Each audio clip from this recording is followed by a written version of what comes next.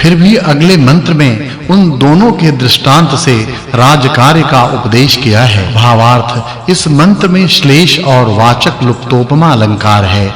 जैसे सूर्य आदि की उत्पत्ति का निमित्त सूर्य आदि लोक का धारण करने वाला बलवान सब लोकों और आकर्षण रूपी बल को धारण करता हुआ वायु विचरता है, और जैसे सूर्य लोक अपने समीप स्थलों को धारण और सब रूप विषय को प्रकट करता हुआ बल व आकर्षण शक्ति से सबको धारण करता है, और इन दोनों के बिना किसी स्थूल व सूक्ष्म वस्तु का धारण संभव नहीं होता, वैसे ही राजा को चाहिए कि उत्तम गुणों से युक्त होकर राज्य को धारण किया करे। फिर वे कैसे हैं, इस विषय का उपदेश अगले मंत्र में किया है। भावार्थ, हे मनुष्यों, तुम जैसे सूर्य लोक के प्रकाश व आकर्षण आदि गुण सब जगत को धारण पूर्वक यथा योग्य प्रकट करते हैं, और जो सूर्य के समीप लोक हैं वे सूर्य के प्रकाश से प्रकाशित होते हैं। जो अनादि रूप प्रजा है उसको भी वायु धारण करता है।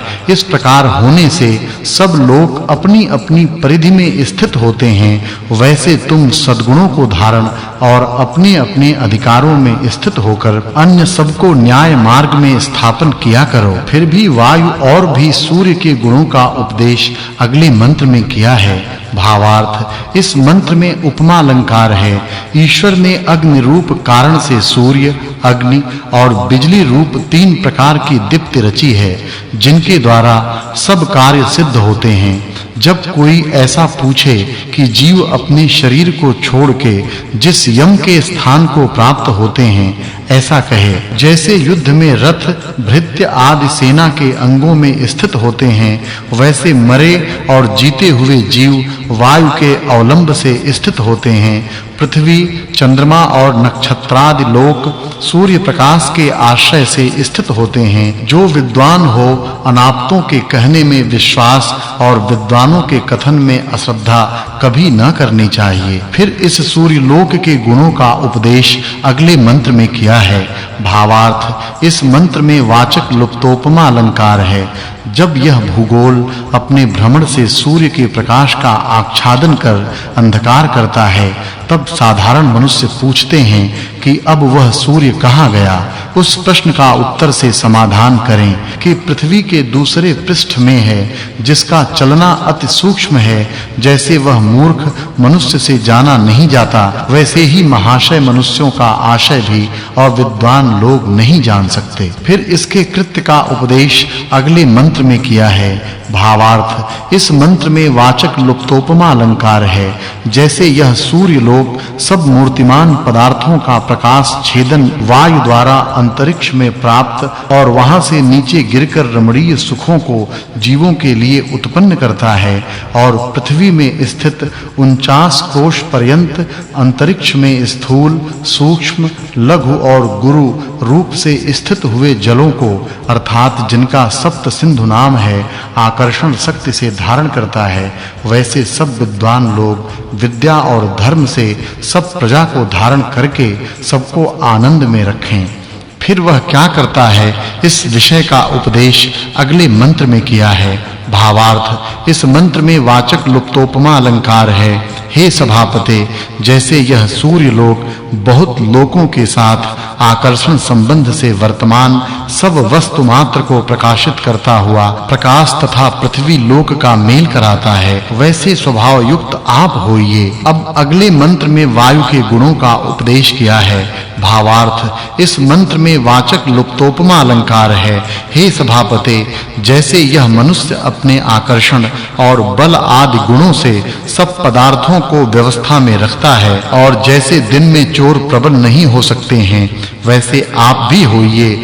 जिस जगदीश्वर ने बहुत गुण युक्त सुख प्राप्त करने वाले वायु आदि पदार्थ रचे हैं, उसको सब धन्यवाद देने योग्य हैं। अब अगले मंत्र में इंद्र शब्द से ईश्वर का उपदेश किया है। भावार्थ, हे ईश्वर, आपने जो सूर्य आदि लोकों के घूमने और प्राणियों के सुख के लिए आकाश व अपने महिमा रूप संसार में शुद्ध मार्ग रचे हैं, जिनमें सूर्यादि लोक यथा नियम से घूमते और सब प्राणी विचरते हैं, उन सब पदार्थों के मार्गों तथा गुणों का उपदेश कीजिए कि जिससे हम लोग इधर-उधर चलायमान न होवें। इस सूक्त में सूर्य लोक, वायु और ईश्वर के गुणों का प्रतिपादन करने से 34वें सूक्त के साथ इस सूक्त की संगति जाननी चाहिए।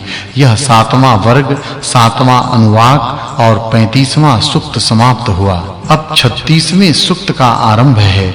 उसके पहले मंत्र में अग्नि शब्द से ईश्वर के गुणों का उपदेश किया है। भावार्थ, इस मंत्र में वाचक् लुप्तोपमा अलंकार है। हे मनुष्यों, जैसे तुम पूर्ण विद्या युक्त विद्वान लोग प्रजा के सुख की संपत्ति के लिए सर्वव्यापी परमेश्वर का निश्चय तथा उपदेश करके प्रयत्न से जानते हो, वैसे ही हम लोग भी उसके गुण प्रकाशित करें। जैसे ईश्वर अग्नि आदि पदार्थों के रचने और पालन से जीवों में सब सुखों को धारण करता है, वैसे हम लोग भी सब प्राणियों के लिए सदा सुख व विद्या को सिद्ध करते रहें, ऐसा जानो। फिर अगले मंत्र में उक्त विषय का उपदेश किया है। भावार्थ, मनुष्यों को एक अद्वितीय परमेश्वर की उपासना से ही संतुष्ट रहना चाहिए, क्योंकि विद्वान लोग परमेश्वर के साथ में अन्य वस्तु को उपासना भाव से स्वीकार कभी नहीं करते।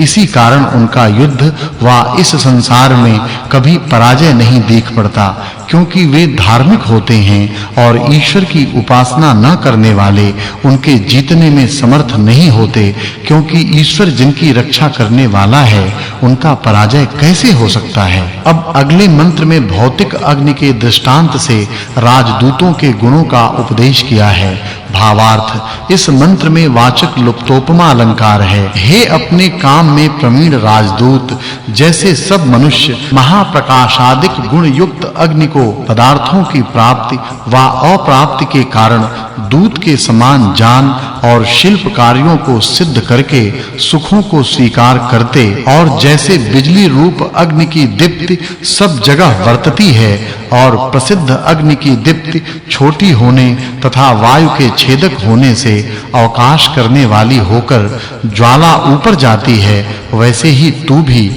अपने कामों में प्रवृत्त हो। फिर वह दूत कैसा है, इस विषय का उपदेश अगले मंत्र में किया है। भावार्थ, कोई भी मनुष्य सब शास्त्रों में प्रवीण राजधर्म को ठीक-ठीक जानने पर अपर इतिहासों के वेत्ता, धर्मात्मा, निर्भयता से सब विषय के वक्ता, शूरवीर दूतों और उत्तम राजा सहित सभासदों के बिना राज्य को पाने, पालने, बढ़ाने और परोपकार में लगाने को समर्थ नहीं हो सकते।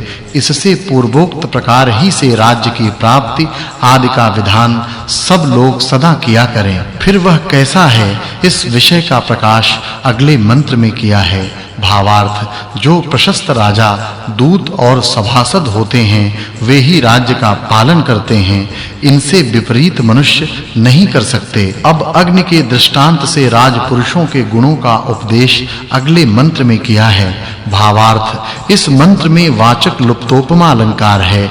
जैसे विद्वान लोग वहन में पवित्र होम करके योग्य घृतादि पदार्थों को होम के संसार के लिए सुख उत्पन्न करते हैं, वैसे ही राजपुरुष दुष्टों को बंदी घर में डाल के सज्जनों को आनंद सदा दिया करें। फिर उसी अर्थ का उपदेश अगले मंत्र में किया है। भावार्थ, कोई भी मनुष्य सभाध्यक्ष की उपासना करने वाले भृत्य और सभासदों के बिना अपने राज्य की सिद्धि को प्राप्त होकर शत्रुओं से विजय को प्राप्त नहीं हो सकता। फिर पूर्वोक्त विषय का उपदेश अगले मंत्र में किया है। भावार्थ, जैसे बिजली, अग्नि भौतिक और सूर्य ही तीन प्रकार के अग्नि मेघ को छिन्न भिन्न कर सब लोकों को जल से पूर्ण करते हैं, उनका यह कर्म सब प्राणियों के